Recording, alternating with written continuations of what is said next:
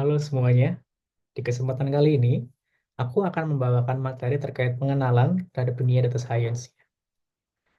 Nah, kita next ya. Nah, pengenalan dulu teman-teman, perkenalkan nama aku Randi.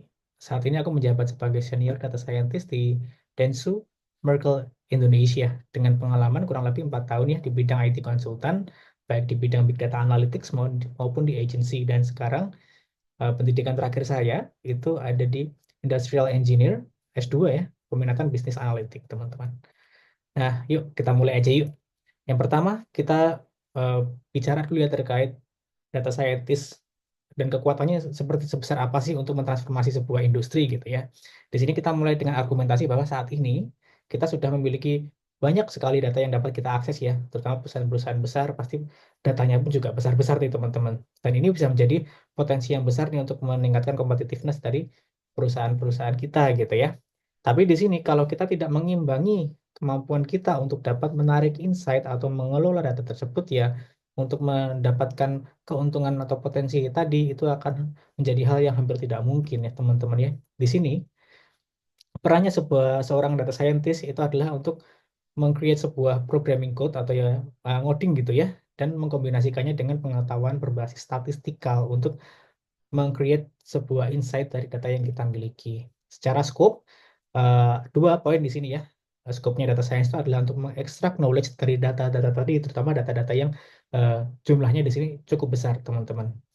Nah, secara key process, apa yang seorang data scientist lakukan untuk membuat sebuah insight tersebut adalah yang pertama menyiapkan data analisisnya seperti apa yang mau dimau, kemudian memformulasikan problematika data scientist yang mau diselesaikan, kemudian menganalisis data tersebut, kemudian setelah itu kita mendevelop data-driven solution, dan akhirnya kita mempresent solution kita terhadap orang-orang stakeholder yang kita miliki di perusahaan kita masing-masing ya, teman-teman. Nah, kenapa sih kita need data scientist, especially now gitu ya teman-teman? Yang pertama, berdasarkan report dari IBM, bahwa 59% organisasi itu percaya bahwa dengan mengadopsi big data dan analitik, itu akan menjadi faktor kunci untuk memperoleh advantage dalam bisnis. Kemudian diperkuat juga dengan Deloitte yang menyatakan bahwa 88% financial institution itu percaya bahwa artificial intelligence itu akan merevolutionize cara bisnis untuk mengumpulkan informasi dan juga berinteraksi dengan customer-customer mereka. Dan yang terakhir dari konsultan PwC itu mengestimate bahwa AI ataupun machine learning itu dapat berkontribusi sebanyak 15,7 triliun dolar teman-teman di global economy di tahun 2020, 2030 ya. Nah, ketika kita bicara potensinya tadi sangat besar ya teman-teman ya. Untuk data scientist ini kita bicara apa yang kita temui di lapangan dulu yuk. Nah, di lapangan ini ternyata kita menemukan banyak chaos ya, chaos yang terjadi dengan data-data yang tadi kita miliki ya. Kita punya data yang besar dan di sini data-data besar itu biasanya bersumber dari customer transaction, social media, website interaction ataupun data-data sumber data yang lain gitu. Tapi tanpa proper organization and analysis ke data-data tersebut, ya data-data tersebut malah berubah menjadi chaos instead of jadi insight-nya kita gitu. Nah, kita bisa bertanya di sini, secara bisnis itu kita udah pernah berinteraksi dengan data yang sketcher ini belum sih? Nah, dari sini kita lihat dari sumber datanya dulu nih. Data-datanya biasanya apa gitu ya. Datanya bisa terkait sales online, offline sales, kemudian data-data marketing research, data platform pengiklanan, customer service, maupun data produksi. Yang biasanya data ini tersebar di beberapa divisi yang berbeda gitu ya. Kita bicara sales ya itu ada di divisi sales gitu. Kita bicara marketing research, as platform ada di marketing, dan customer service ataupun production itu ada di bagian operationnya. Nah, dari data-data yang tadi berbeda itu, data itu juga selain dimiliki oleh setiap divisi, dia biasanya dimiliki dan dia biasanya ada di either di personal PC gitu ya, di personal komputernya setiap orang-orang di dalam divisi itu atau dalam bentuk paper record ya, teman-teman, yang dimana bentuknya bisa Excel, bisa PDF, bisa presentasi gitu ya. Sangat beragam bentuknya. Nah, challenges-nya di sini adalah hal ini sebetulnya perbedaan format data ini dan perbedaan kepemilikan ini itu dapat membuat tim itu jadi harus bersusah payah untuk mengcompare atau mengintegrasikan data-data yang berbeda format tadi. Dan yang kedua, kan dia disimpannya di lokasi yang berbeda juga ya, di mana ini bisa bisa menimbulkan permasalahan dari segi duplikasi data ataupun inkonsistensi data itu sendiri. Kemudian tim juga perlu untuk meluangkan waktu lebih banyak untuk mengumpulkan data itu karena orangnya beda-beda gitu ya. Divisinya beda-beda dan bentuk datanya beda-beda lagi. Jadi butuh waktu lebih banyak ya. Dan different department itu beda departemen gitu ya. Kalau let's say mereka bicara tentang penjualan, mungkin aja dari departemen sales sama departemen operation itu hasilnya bisa beda gitu. Jadi ada leading to trust issues in data akurasi ya teman-teman ya. Nah kemudian itu adalah tackle real world problems that traditional method can solve ya. Jadi kita bicara sekarang di kehidupan yang sekarang ini, kita kan berada di dunia yang cepat ya. Dan challenges yang kita dihadapi bisnis itu kompleks gitu ya. Dan kalau kita masih menggunakan manual analysis atau rule based decision making gitu ya, yang dimana ini tuh bertumpu pada human intuition ataupun historical trends itu terkadang kita bisa gagal untuk mengcapture sebenarnya ada pola apa sih atau sesuatu yang apakah ada sesuatu yang harus dirubah gitu. Kalau kita nggak bisa aware ke situ ya, jadinya kita ketinggalan kereta gitu ya. Nah di sini gimana sih sebuah bisnis biasanya menggunakan data-data tersebut gitu ya. Kita bicara yang pertama, kan data tersebut pasti obviously dikumpulkan dulu kan. Setelah itu data itu dibersihkan, kemudian distandarisasi. Let's say tadinya yang dari PDF itu dirubah ke bentuk Excel semua gitu ya supaya bisa dibikin tabel gitu kan dan bisa dibikin chart gitu kan. Setelah itu kita bikin report atau deck atau presentation untuk membungkus data-data tersebut dalam bentuk insight ya. Dan setelah itu kita presentasikan gitu insight-nya dan akhirnya kita bisa rujuk ke formulasi rencana bisnis apa yang paling optimal gitu. Di sini permasalahan yang pertama itu adalah bayangkan jika data-data itu jumlahnya sangat besar teman-teman. Let's say Excel. Excel itu kan terbatas ya jumlahnya itu hanya bisa 1 juta baris dan nggak bisa lebih. Tapi kalau kita bicara data-data misalnya data dari ads platform gitu ya itu dia bisa sampai miliaran ya miliaran data dan itu nggak mungkin diolah pakai Excel. Maka kalau mau diolah pun bakal takes a really really long time untuk gitu. Dan kemudian insight yang dihasilkan dengan cara seperti ini adalah insight yang kita bicara historical gitu ya. Kita bicara apa yang udah terjadi nih di periode selanjutnya. Tapi kita nggak coba melihat ke depannya akan seperti apa.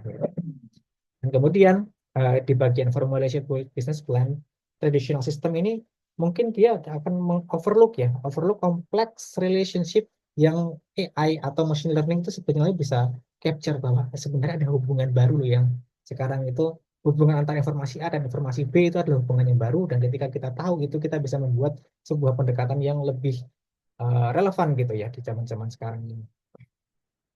Nah, kemudian kita bicara kompetisi bisnis ya, di mana di kompetisi bisnis ini, McKinsey bahkan menyatakan bahwa organisasi itu 19 kali lebih mungkin untuk profit ketika mereka menganut paham data driven ya, data driven decision support gitu ya. Nah, di mana di sini kita bisa coba melihat, dapatkah kamu mendeskripsikan bagaimana bisnis kamu itu currently utilize data untuk mensupport keputusan-keputusan bisnis. Nah, kita bicara siklus yang bisa terjadi ya, PDCA, Plan Do Check Action, di mana di sini kita mulai dengan static report, kemudian kita mengumpulkan data terkait berita-berita di industri, kemudian tren-tren yang terjadi secara lampau gitu ya. Kemudian dari data tersebut kita gunakan intuisi ataupun pengalaman-pengalaman dari expert yang sudah menjalani bidang ini dengan cukup lama gitu misalnya ya. Nah, kemudian setelah itu kita akan mencetuskan sebuah bisnis strategi baru berdasarkan intuition ataupun experience dari pihak-pihak expert tersebut. Dan di sini kita juga bisa bicara setelah bisnis strategi yang dibuat, kita buat operational planning atau bagaimana kita mau mengexecute si bisnis strategi ini. Setelah itu baru kan kita menjual produk, kita menjual service dan lain sebagainya ya, teman-teman. Tapi let's say 2 bulan, 3 bulan ke depan itu akan ada new trends baru yang muncul gitu. Dan kalau ada new trend seperti ini kan akhirnya bisnis juga harus menyesuaikan kan dengan tren yang baru. Misalnya pra-COVID dan pasca-COVID. Nah, masuk ke dunia COVID ya, itu kan trennya udah beda lagi. Cara orang berinteraksi sudah berbeda dan lain sebagainya. Nah, di sini buat challenge we have ya. Yang pertama adalah di bagian intuition and experience. Di mana di intuition and experience ini kita bisa bicara bahwa sebetulnya decision-nya itu bisa dioptimize lagi nih, terutama di bagian resource allocation ya. Karena kenapa? Kalau kita menggunakan past judgment gitu, kita nggak tahu ke depannya sebenarnya akan jadi seperti apa. Dan di sini kalau kita melakukan proses yang namanya forecasting atau prediksi ke depannya akan seperti apa, itu akan membuat kita lebih bijak dalam mengalokasikan resource-resource yang kita miliki. Kemudian yang kedua di bagian nutrients emerge ya. Nutrients emerge kita bicara business react to customer behavior instead of anticipating the need. Jadi eventnya terjadi dulu gitu. Let's say COVID terjadi dulu gitu. Setelah COVID yang terjadi baru kita uh, bereaksi gitu kan. Kita harus ngapain nih sekarang? Yang paling kredibel apa nih? Yang paling cocok dilakukan apa gitu. Instead of kita udah wanti-wanti dari tahun sebelumnya kalau di di Cina udah mulai ada virus yang baru nih, mungkin nanti akan sampai ke Indonesia dan lain-lain sebagainya gitu ya. Nah, kemudian di bagian business adjustment gitu. Once ini trennya udah emerge, kemudian harus di-adjust gitu ya. Nah, di mana kita bisa bilang kalau kompetitor yang pakai data driven itu mereka mungkin sudah one step ahead of us gitu. Mereka udah mempersiapkan kondisi-kondisi tersebut dan kita jadi terhitung sebagai pihak bisnis yang slow reaction ya terhadap perubahan tersebut. Dan akhirnya setelah karena kita sepakat dengan strategi yang yang exact gitu ya di awal, jadi kita akan struggle untuk mengalign bisnis baru bisnis kita dengan tren yang baru ini gitu. Nah, di sini kita bisa lihat bahwa banyak bisnis itu yang masih struggle untuk unlock potensial mereka yang berasal dari data gitu ya. Ini bisa jadi ke minus ya, minus di bagian growth opportunity kita nggak dapet, operational improvement juga kita nggak dapat gitu dari penggunaan data yang semestinya bisa kita dapat, teman-teman. Nah, di sini peran seorang data scientist itu dapat berperan sebagai agent of changes atau unlocking business potential gitu ya. Kita di sini bicara 3 poin ya. Yang pertama adalah data scientist itu dapat merubah data yang sketcher, data yang messy, menjadi data yang terstruktur, dan karena dia sudah terstruktur, itu akan menjadi valuable asset nih buat perusahaan atau buat pertumbuhan bisnis ke depannya. Yang kedua, data scientist juga dapat meleverage advanced analytic atau menggunakan teknologi mengenakan analitik yang advance untuk mengungkap peluang-peluang yang tersembunyi melebihi apa yang conventional approach bisa lakukan ya, teman-teman. Kemudian yang terakhir adalah dengan adanya data scientist, perusahaan dapat gain a sustainable competitive advantage. Jadi nggak cuma sekali doang, tapi sustain gitu ya dari bulan ke bulan, tahun ke tahun gitu, dengan mengadopsi pendekatan data driven gitu. Yang di mana hal ini dapat membuat perusahaan dapat mengantisipasi market trend apa yang nantinya akan terjadi dan dapat berespon lebih cepat ya compare to rival-rival bisnis yang lain. Nah, untuk prospeknya sendiri teman-teman, according to LinkedIn, bahwa pekerjaan terkait data scientist ini sudah tumbuh ya 256% since 2013, which is very lot ya teman-teman. Kemudian berdasarkan survei dari Bureau of Labor Statistics US itu memprediksi bahwa data science job itu akan mengalami kenaikan 36% gitu ya antara tahun 2023 sampai tahun 2033, which is very good. Dan yang terakhir adalah survei dari McKinsey yang memprediksi bahwa di tahun 2026 permintaan terhadap data scientist di US ya, di US teman-teman akan melebihi supply orang-orang yang eligible. Jadi let's say butuhnya butuhnya 1.500, orangnya cuma 1.000 gitu ya. Kayak gitu. Nah, sekarang kita bicara gimana sih caranya seorang data scientist dapat meng-unlock bisnis potensialnya. Nah, untuk berbicara ini, let's do hands-on aja ya, teman-teman. Yang pertama, kita mau coba hands-on case aja di sini. Case-nya itu adalah customer churn. Dalam artian, customer yang sudah tidak setia, yang sudah tidak membeli produk-produk kita lagi. Dan di sini kita mau meng-reduce itu dan kita men-increase retention rates-nya atau meningkatkan keterikatan customer kepada kita gitu ya. Let's imagine kalau kamu punya cafe di Jakarta, kafenya itu cozy banget, tapi you know that Jakarta tuh banyak banget cafe di situ dan kompetisinya tuh ketat gitu ya. Dan kamu menyadari bahwa beberapa customermu tuh hilang gitu ya, drifting away, mereka pindah ke cafe yang lain dan sebagainya gitu. Padahal kamu pengen mereka tetap bertahan di situ. On the other hand, kamu sebenarnya punya senjata bahwa kamu udah membuat program loyalty customer ya, yang itu bisa di-input melalui web application gitu. Jadi kamu punya data-datanya mereka nih sebenarnya, data demografinya mereka, nama, umur, email, nomor HP, kemudian data transaksinya mereka, pembeliannya mereka, partisipasi ke event dan lainnya gitu. Let's say ya, secara biasanya bisnis cafe itu akan promosi di sosial media dulu. Terus setelah itu customer akan datang karena tertarik ya dari sosial media. Dan setelah datang, tertarik dan kamu coba menawarkan, mau nggak ikut loyalty program kita gitu dengan benefit A, B, C, D. Dan akhirnya customer mau melakukan itu. Dan lalu yang terakhir tugasmu adalah untuk meretention mereka atau membuat mereka tetap berkunjung ke kafe kamu gitu. Permasalahannya di sini adalah kamu sadar bahwa 50% customer kamu itu tidak membeli lagi produk yang kamu jual gitu setelah pembelian mereka yang ketujuh. Jadi lihat saya minggu pertama mereka beli sampai ke minggu ke-7 mereka beli gitu. Minggu ke-8 hilang gitu ya. Hilang nggak ada kejelasan gitu. Nah, di sini AI/machine learning kita itu tuh bisa membantu menjawab pertanyaan seperti memprediksi customer yang akan hilang tersebut. Kita bisa memprediksinya sebetulnya. Kemudian kita bisa mengestimasi berapa lama waktu sampai customer tersebut hilang atau customer tersebut churn gitu ya. Itu bisa kita prediksi. Kita udah tahu siapa, kita udah tahu berapa lama, kemudian kita bisa mensuggest action apa nih yang harus kita lakukan supaya kita memenangkan hatinya mereka lagi. Dan yang terakhir, setelah kita memenangkan hatinya mereka, kita bisa merekomendasikan produk-produk kita yang lain nih kepada mereka supaya mereka lebih retensinya lebih kuat ya kepada kita kayak gitu. This is what AI/machine learning can do gitu ya teman-teman. Tapi let's focus only on prediction customer who likely will not come back atau ngepredik siapa aja sih yang berpotensi churn atau enggak gitu. Nah, tanpa berlama-lama, yuk kita coba hands on aja. Kita klik sini, kemudian masuk ke halaman ini. Oh ya, ini hiraukan tabnya ya teman-teman. Banyak banget ini. Ya, nah ini teman-teman kita nggak usah hiraukan dulu nih toolsnya apa ya. Yang penting di sini ini adalah, let's say ini adalah sebuah engine atau software gitu ya yang digunakan untuk menganalisis data ya kayak Excel lah gitu ya. Nah, di sini kita tadi nge-state dulu problemnya kan. Problemnya kita punya kafe, kita kehilangan customer setelah 7 kali pembelian, dan kita mau coba menganalisis siapa aja orang-orang yang mungkin akan tidak setia lagi kepada kita gitu. Nah, di sini kita punya data, di sini ya datanya dalam bentuk tabel sebetulnya, tapi di sini aku rinciin berdasarkan nama kolomnya aja ya. Kita sebut yang pertama ada visit frekuensi, berarti kita punya data seorang customer itu berkunjung berapa kali ke cafe kita. Kemudian kita punya data days since last loyalty program interaction. Nah, ini mengartikan bahwa udah berapa lama sih semenjak orang ini berpartisipasi ke loyalty programnya kita, misalnya punya acara pen-penan atau punya acara kumpul-kumpul ya. Nah, itu kan dari waktu kumpul-kumpul sampai hari ini tuh udah berapa lama gitu. Nah, kemudian ada purchase recency. Jadi seberapa lama ya berapa lama sih pembelian terakhir customer gitu lah sih, customer terakhir membeli produk kita 1 minggu yang lalu, 2 minggu, 3 minggu dan seterusnya gitu. Nah, di sini pertama kita prepare dulu datanya. Caranya prepare gimana? Kita load, kita kan kita buka lah, kita buka tabelnya tadi kita buka, terus kita sesuaikan tipe datanya. Nah, kenapa harus disesuaikan teman-teman? Itu karena misalnya ya, untuk kolom special event engagement, itu kan dia isinya 0 sama 1 tuh ya kolomnya. Jadi 0, 0, 0, 0, 1, 1, 0, 1, 0, 1 gitu.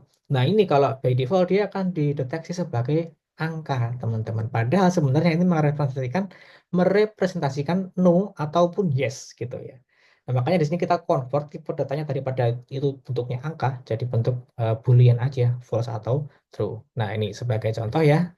Ini adalah data, nah, data yang kita miliki gitu teman-teman. Kita punya visit frekuensi, kemudian days in last loyalty program, interaction sama purchase recency dan kolom-kolom yang lain gitu. Jadi ini kayak ibaratkan buka Excel gitu ya, Excel yang berisi data customer-nya sampean gitu. Nah, terus habis itu kita masuk nih ke bagian yang agak ke data scientist-scientistan nih di bagian data splitting. Nah, pasti bertanya-tanya kan ngapain di split? Split kan bisa kan? Ngapain dipisah? Nah, machine learning, kalau kita bikin machine learning, kita pengen mengajarkan si machine learning supaya paham gitu loh. Paham polanya customer churn itu seperti apa? Paham data kita lah, paham data customer loyalty kita. Dia bisa tahu mana yang churn, mana yang enggak gitu kan. Nah, tapi selain itu kita juga harus menguji apakah dia itu emang benar-benar paham apa enggak sama data yang kita miliki. Nah, di sini makanya dibagi kedua kan, training sama tes. Kalau training itu untuk melatih si machine learning supaya dia paham datanya seperti apa. Kalau tes itu untuk mengetes seberapa pahamnya dia gitu. Nah, gambaran singkatnya sih seperti ini ya, teman-teman ya. Jadi kita bagi data tadi kan datanya sebenarnya jumlah 10.000 ya. Kita bagi 8.000 untuk melatih dia, dan 2.000 untuk ngetes dia nih, seberapa pintar dia gitu. Baru di sini kita lakukan model training. Model training ini pakai model machine learning ya, teman-teman. Kita coba melatih machine learning dengan nama model decision tree classifier nih. Teman-teman nanti bisa googling ya di bagian ini. Tapi ini adalah model yang digunakan machine learning untuk mengklasifikasi, untuk membedakan mana orang yang churn, mana orang yang enggak gitu. Dalam konteks ini ya, teman-teman. Kemudian setelah itu, oke kita udah bikin modelnya kan. kita kemudian tes akurasinya. Kita tes evaluasi lah model ini pinter apa enggak sih dia untuk mengetahui orang yang cerna apa enggak. Nah, di sini kita menggunakan yang namanya akurasi nih teman-teman. Kenapa pakai akurasi gitu? Karena di sini akurasi ini dapat mengecek ya, mengecek dari hasil prediksinya machine learning. Jadi let's say gini, teman-teman punya data kan tadi 2000 ya, 2000 data itu si machine learning tuh belum pernah tahu nih, belum pernah diajarin sama si 2000 data itu. Dia belum pernah diajarin sama si 8000 datanya. Tapi yang 2000 belum pernah. Nah, kalau 2000 data ini kamu masukin ke machine learning akan memprediksi satu-satu tuh. Apakah data pertama itu churn, apakah data kedua itu churn, ya atau tidak gitu ya, sampai data ke 2000. Dia akan memprediksi itu.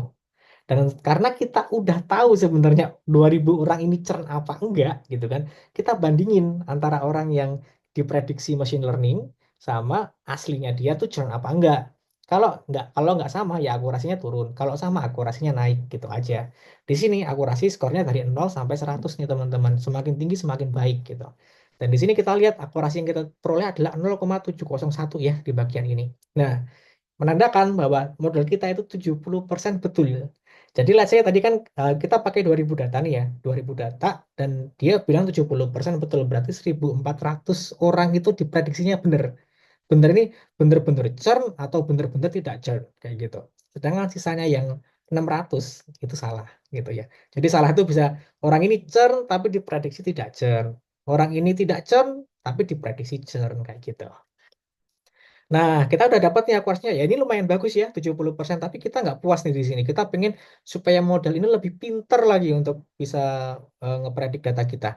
Nah, makanya di sini ada yang namanya model optimisasi gitu ya. Tujuan kita untuk meningkatkan akurasinya. Yang satu sih 70% bisa dinaikin lagi nggak? Nah, setelah kita coba di sini, ya bisa ya teman-teman ya. Hasilnya adalah 0,775. Berarti 77,5%. Dibandingkan yang tadi, berarti terjadi peningkatan 7,5% teman-teman setelah kita optimasi si modelnya ini gitu. Nah, kurang lebih seperti itu sih. Kemudian kita evaluasi, kita lihat di sini. Oh, sorry, ini. Nah, ini kita lihat ya. Jadi akurasinya tuh naik teman-teman dari 70% ke 77,5% gitu. Nah, oke, kita udah tahu nih model kita udah cukup bagus ya, bisa memprediksi 77,5% betul dari 2000 data tadi. Tapi kita pengen tahu sebenarnya di balik layar si model ini tuh cara mengambil keputusannya itu gimana sih? Gimana cara dia menentukan seseorang itu akan churn atau tidak churn kayak gitu ya. Nah, ini kita pakai data visualization di sini ya. Dan secara langsung aja ke summary-nya teman-teman, di data visualization atau kita mencoba memvisualisasikan, kita akan melihat visualisasi dari segi feature importance-nya dulu. Nah, apa sih feature importance? Feature importance itu menandakan seberapa penting informasi ini untuk memprediksi apakah customer itu akan churn apa enggak. Semakin tinggi angkanya, berarti semakin penting nih informasi ini untuk memprediksi orang itu churn apa enggak. Nah, di sini kita lihat cuma ada tiga teman-teman. Karena tadi dari kolom yang banyak tadi aku cuma ngambil tiga doang gitu. Aku ngambil destination slash loyalty program interaction, purchase recency, sama visit frekuensi. Dan lihat dari sini, ternyata menurut model yang paling menentukan orang itu churn apa enggak itu days since last loyalty program interaction gitu ya. Jadi berapa lama gitu ya, waktu dari hari ini sampai ke partisipasi customer terhadap event-event di cafe yang terakhir gitu. Rasanya event terakhirnya adalah gather komunitas motor gitu kan. Atau mungkin gather komunitas pencinta kopi gitu. Dan orang ini datang nggak di event itu? Nggak. Kalau dia datang di event itu berarti terhitung dari event itu sampai hari ini tuh berapa hari gitu. Tapi kalau let's say dia nggak datang, nah ada nggak event sebelumnya dia datang? Oh ada ternyata, tapi udah setahun yang lalu. Berarti dari since last loyalty programnya itu 1 tahun ya. Dan terakhir itu yang paling penting di sini, compare to purchase recency sama visit frekuensi ya di sini. Jadi di sini kita bisa bilang bahwa untuk meng-engage si customer-customer ini, eh, kita fokus aja nih ke orang-orang yang sudah lama tidak berinteraksi dengan loyalty programnya kita gitu. Dan itu jadi orang-orang yang jadi highest priority kita karena kalau mereka ikut program kita, ya semoga mereka jadinya nggak jadi churn gitu ya. Nah, kemudian yang kedua adalah dalam bentuk decision tree atau pohon keputusan, teman-teman. Nah, pohon keputusan ini kita nggak usah terlalu dalam ya, tapi di sini intinya dari ketiga informasi tadi, Days in Slash Loyalty Program, kemudian purchase resensi sama visit frekuensi, kalau dibuat pohon keputusan itu seperti apa sih? Nah, di sini langsung aja nih teman-teman, yang aku sorot ke dua bagian aja ya teman-teman ya. Di bagian pertama adalah most loyalty customer, di mana di sini kita menemukan bahwa tadi ingat ya, teman-teman, model kita dilatih menggunakan 8.000 customer dan dites menggunakan 2.000 customer. Dan di sini kita menggunakan yang 8.000 tadi, ya. 8.000 customer yang dipakai untuk melatih model gitu ya. Dan di sini kita lihat dari poin keputusan, cara bacanya gini sih teman-teman, dikit aja ya. Misalnya nih ya, dari atas sendiri tuh Days in Slash Loyalty Program Introduction, ntar aku gedein bisa nggak ya? Oh, mentoknya segini teman-teman. Nah, nih. Jadi lah saya ya, seseorang Days Slash Loyalty Program Interaction, dia berinteraksi dengan program kita terakhir kapan? Kalau terakhir dia berinteraksi kurang dari 30 hari yang lalu, itu masuk ke bagian true gitu. Tapi kalau dia berinteraksinya lebih dari 30 hari yang lalu, itu masuk ke yang false gitu ya. Dan seterusnya, cara bacanya seperti itu teman-teman. Nah, kemudian di sini kita langsung aja ke bagian yang aku highlight di sini ya, most loyalty customer. Kenapa di sini aku highlight? Pertama, karena di sini kalau teman-teman sadar, di sini kan dia tadi sampelnya masih 8.000 ya, karena itu sebenarnya populasi, itu 8.000 data yang dipakai buat training model. Dan di sini, dari 8.000 orang tadi, 5.591 orang itu masuk ke kategori di sini nih teman-teman nih. Ya. Di mana kategori di sini itu adalah customer-customer yang tidak churn, yang berarti customer-customer yang setia nih ya. Dia customer-customer yang setia masuk di sini. Dan kemudian kita bisa baca di bawah bahwa untuk customer-customer yang paling setia, itu mereka biasanya punya recent loyalty program user itu kurang dari 30 hari. Jadi dia berinteraksi dengan program kita at least dalam kurun waktu 30 hari gitu ya. Kemudian recent purchase, terakhir kali mereka membeli itu kurang dari 20 hari yang lalu. Dan mereka mengunjungi kita, mengunjungi cafe itu at least 5 kali dalam 1 bulan. Dan kalau customer yang seperti itu, ternyata retention kita itu ada di angka 84%, which is di sini ada 4.685 out of 5.591. Nah, ini dapat angkanya dari mana ya? Itu ada dari sini nih, teman-teman nih. Nah, di sebelah kiri itu menandakan customer-customer yang tidak churn. Yang sebelah kanan ini menandakan customer yang churn. Nah, kalau customer yang tidak churn kita bandingkan dengan total orang yang ada di sini, itu ternyata proporsinya 84%, which is very good ya. Makanya di sini bisa kita bilang customer seperti ini adalah customer yang loyal. Sedangkan customer yang di sini yang aku highlight selanjutnya adalah yang high risk nih, yang punya potensi resiko yang besar. Nah, kenapa potensi resikonya besar? Kalau teman-teman lihat di sini dengan cara baca tadi ya, ini ada 8.000 customer. Nah, itu ada sekitar 935 orang yang berinteraksi terhadap loyalty program kita lebih dari 30 hari yang lalu, gitu ya. 935 orang. Dan dari 953 orang ini, 688 diantaranya itu churn. Sedangkan yang 247 nggak churn gitu. Jadi dominan yang churn di sini nih. Dan kalau dilihat itu proporsinya itu sampai 74% teman-teman. Jadi orang yang di kategori ini, yang dia sudah nggak interaksi sama event kita lebih dari 1 bulan, itu 74% orang itu pasti akan churn kayak gitu. Nah, lihat di sini ya, seperti itu. Nah, di sini kita bisa merumuskan action atau implication yang bisa kita lakukan ya, teman-teman. Jadi, di sini untuk implication-nya kita bisa fokus untuk re-engage customer-customer yang belum interaksi dengan loyalty program kita supaya ayo ikutan loyalty program ya, supaya kamu bisa tetap jadi customerku gitu. Dan yang kedua adalah mengimplementasi targeting campaign gitu ya untuk customer-customer yang sebenarnya ya dia recent purchases, jadi dia membeli produk kita tuh cukup ya paling 1 minggu, satu atau setengah minggu yang lalu gitu, tapi mereka nggak ngikutin loyalty program kita, yang penting diajak ikutan loyalty program juga gitu ya. Dan kita bisa melihat di bagian visit frekuensinya seberapa sering mereka berkunjung gitu ya, itu sebagai sebuah early warning. Kalau mereka berkunjungnya itu nggak banyak ya itu bisa dalam periode waktu tertentu gitu ya, itu bisa jadi indikasi mereka akan churn gitu.